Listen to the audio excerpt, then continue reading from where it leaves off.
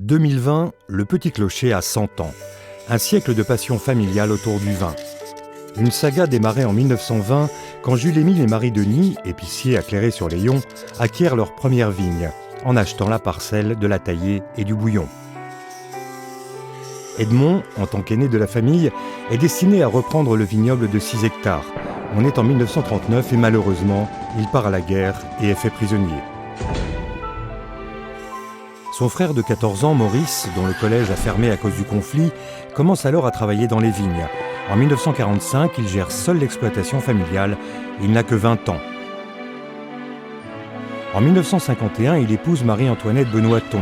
Elle connaît bien son métier, elle est la fille d'un vigneron local. Au fil des années, à force d'un travail acharné, le vignoble s'étend et atteint 18 hectares. En 1955, le bistrot de Saint-Mathurin sélectionne les vins de Maurice pour les proposer à ses clients. C'est le début de la vente directe. Pour faciliter le travail dans les vignes, Maurice modernise sa production. Il acquiert son premier tracteur en 1962.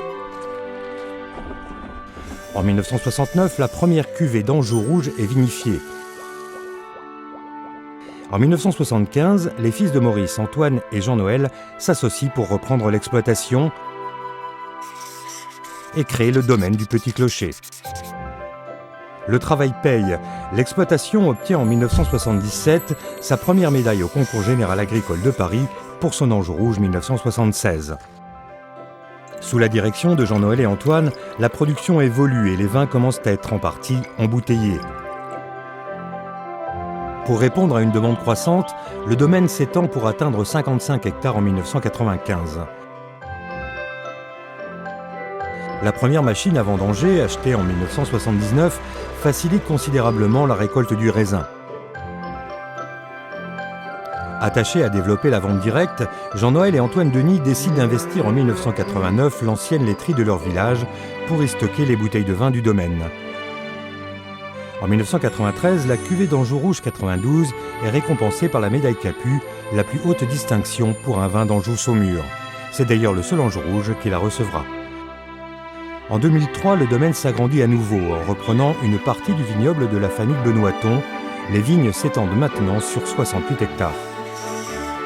Entre 2003 et 2009, Stéphane, Julien et Vincent se rejoignent à la tête du domaine.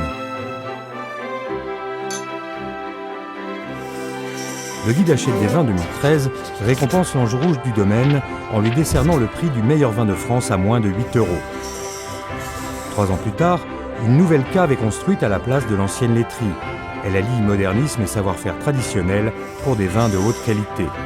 En 2018, le domaine obtient le label Haute Valeur Environnementale, récompensant ses efforts dans une agriculture plus respectueuse. L'année 2020 arrive. Le vignoble familial fête son centenaire. L'aventure n'en finit plus de commencer.